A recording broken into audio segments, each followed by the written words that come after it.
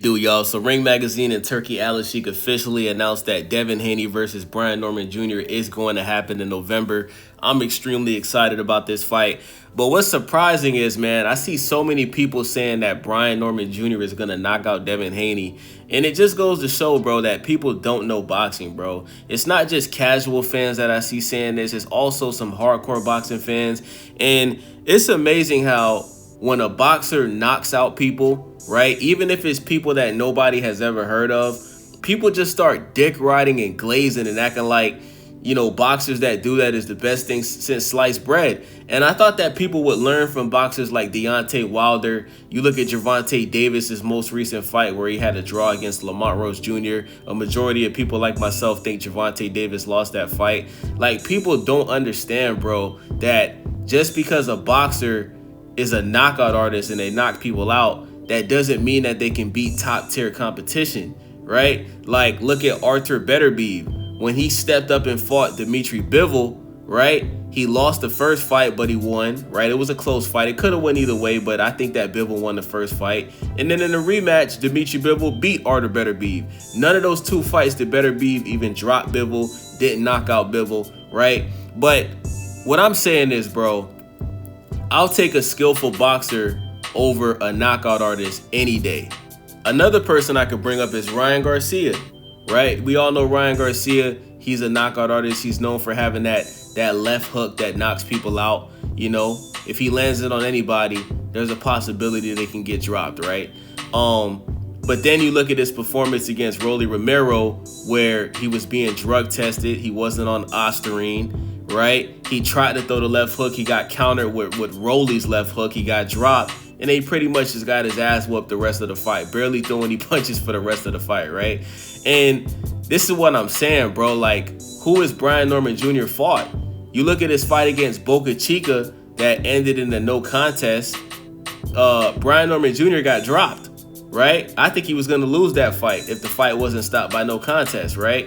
And then I watched the interview with Boca Chica where the interviewer asked him, is Brian Norman Jr. a hard puncher? And the guy said with a straight face, no.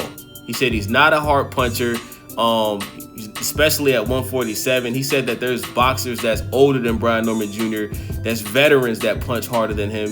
And he said that Brian Norman Jr. is more of a skillful boxer than a knockout artist, bro. You know what I'm saying? But because he's stepping in the ring with lower competition, y'all think this dude is like the next Gervonta Davis or some shit, bro. And like I said, bro, you guys just aren't smart. You guys need to, listen, I'm gonna say this, bro. If you only like boxers that knock people out, bro, you're not a real boxing fan. If you only watch boxing and see somebody get knocked out, you are not a real boxing fan, bro. You're not a fan of the sweet science, bro.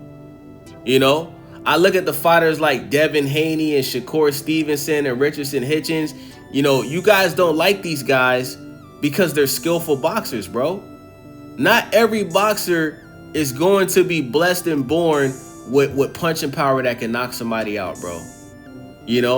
There's boxers out there that are just skillful, that can just win the fight by just outboxing you.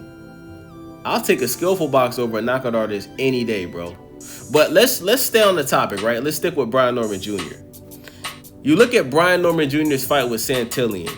He got hit so much in that fight, bro. He was getting hit to the body. He was getting hit to the face. And shout out to Marco Boxing. I was on his platform debating with this dude. And this dude said on the panel that Brian Norman Jr. was walking through Santillan's punches. That's cap. I could tell he didn't watch the fight. He probably watched a couple of highlights and just, that's not what happened, bro. He didn't walk through the punches. Some of those punches was hurting, my nigga. Because there was one point in the fight where Brian Norman Jr. was literally standing on the ropes, not moving at all, just trading punches. And he was getting hit more at this time, right? So when I think of a boxer that I can compare Brian Norman Jr. to, I think of Danny Garcia, right? Let me explain why. Number one, Danny Garcia fought at 147, right? Number two, Danny Garcia is known for being flat-footed.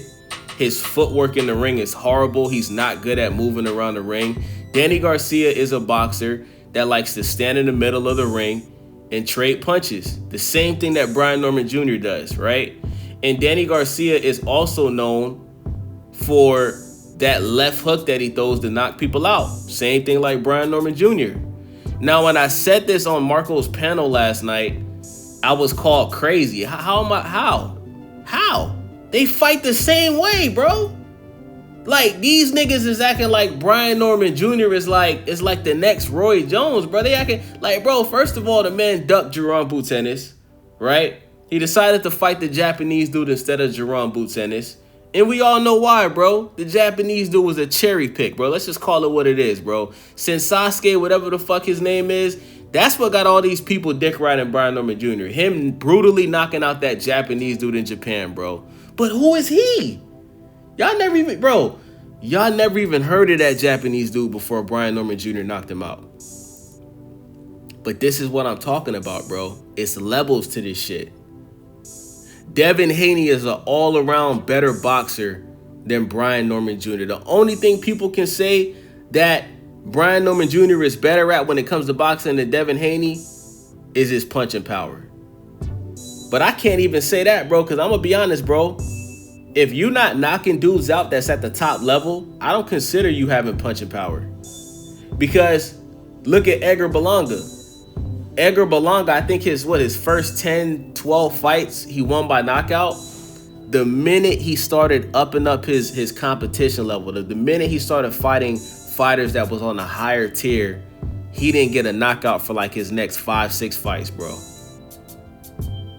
So I'm expecting Devin Haney to win this fight by unanimous decision. I think Devin Haney is going to use his jab. When Devin Haney uses his jab, he has one of the best jabs in boxing. The only person I think has a better jab than Dev is probably Jamar Charlo and Terrence Crawford. Other than that, Devin Haney got the best jab in the sport of boxing when he uses it, because he didn't use it against Jose Ramirez, and I don't know why.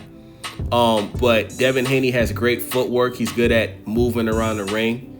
He can counter punch. You understand what I'm saying? And I think this fight is going to go exactly how his fight with Regis Prograis went.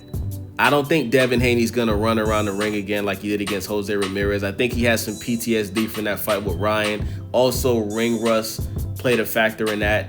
I'm expecting Devin Haney to just outbox this dude, bro, and just jab the shit out of him the whole fight. And I think if Brian Norman Jr., if he gets too reckless and he starts trying to force that left hook, he's going to get dropped. I'm not saying Devin Haney's going to knock him out, but I'm saying Devin Haney will drop his ass, bro. He will drop his ass, bro. Just like he dropped Regis Prograis. And shout out to Regis Prograis, because I just seen an interview that Regis Prograis did with YSM Sports. And he said that he has Devin Haney winning this fight against Brian Norman Jr. You want to know why? Because Regis knows this dude, Brian, he hasn't done anything, bro. Y'all got to stop overrating boxers that haven't done shit, bro. Y'all do the same thing with Gervonta Tank Davis, bro. Gervonta Tank Davis, you know, the only fights I can really give him credit for is Mario Barrios. He did go to 147 and knock out Mario Barrios. He gets all the, not 147, he went up to 140, excuse me. I give him all the credit for that. But let's be honest, guys. A majority of the fighters on Gervonta Tank Davis's resume is trash, bro. Let's call it what it is, my nigga. Like the Frank Martin fight, who asked for that? The fight with Lamont Roach, respectfully, who asked for that? We didn't know Lamont Roach was gonna look that good against Tank. Let's be honest, but let's be honest, guys. Let's keep it real, right? Y'all gotta stop getting so excited, bro, when you see somebody knock somebody out, bro. That don't mean that they're a great boxer because they can knock somebody out. That just mean they got punching power, bro. I'ma always go for the boxer that's the better all-around boxer, bro. So, like I said, Devin Haney will win this fight by unanimous decision. It's going to be easy work. It's going to be easy work. He's going to win in dominant fashion. And that's my prediction. So let me know what y'all think about this video. Let me know your prediction with this fight with Devin Haney versus Brian Norman Jr. I know the Devin Haney haters are going to come in the comment section because, you know, you guys love Devin Haney, bro. Like, for a guy that you guys claim to hate, you talk about him every single day, bro. I be on YouTube channels watching videos that has nothing to do with Devin Haney, and niggas is just bring up Devin Haney's name to hate on him, bro. But that's what happens when you're the face of boxing, right? Devin Haney is the face of boxing. He's the most talked about boxer in the world right now. And you guys hate him, but you don't realize you're really fans, bro. So with that being said, man, this your boy Wavy. Subscribe, thumbs up the video, leave a comment. I'm out.